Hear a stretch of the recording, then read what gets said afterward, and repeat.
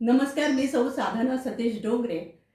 प्रतिभा आणि प्रतिमा या व्हिडिओ उपक्रमात मी द्रौपदी सादर करते. द्रौपदी द्रौपदी याज्ञसेना होती. पांडवांची पांचाली होती. मनस्विनी होती, मानिनी होती, आत्मगौरवी क्षत्राणी होती. पण ती खरी होती ती कृष्णा. कृष्णासारखीच मेघ सावळी. 5 पती असूनही कृष्णाला आपला भावविश्वस्त मानणारी द्रौपदी.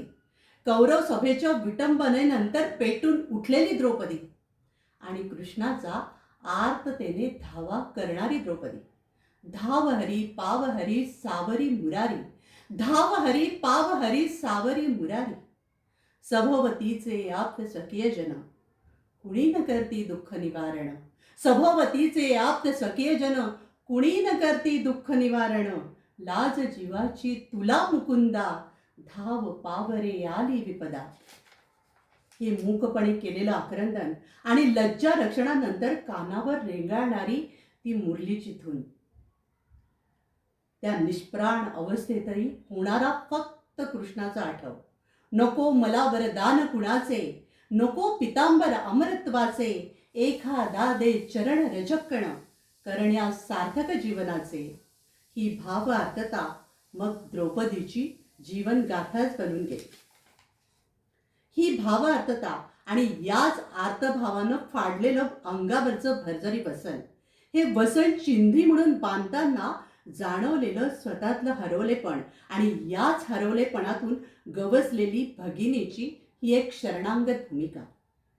करांगुलीला तुझ्या बिलगण्या, करांगुलीला तुझ्या बिलगण्या.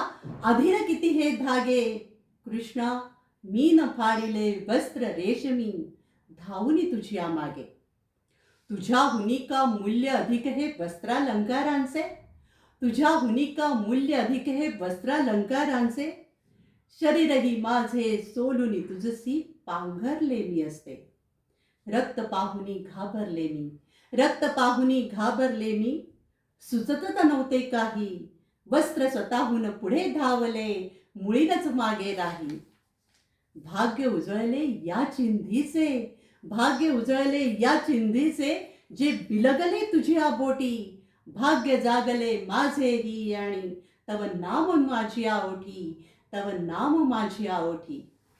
धन्यवाद.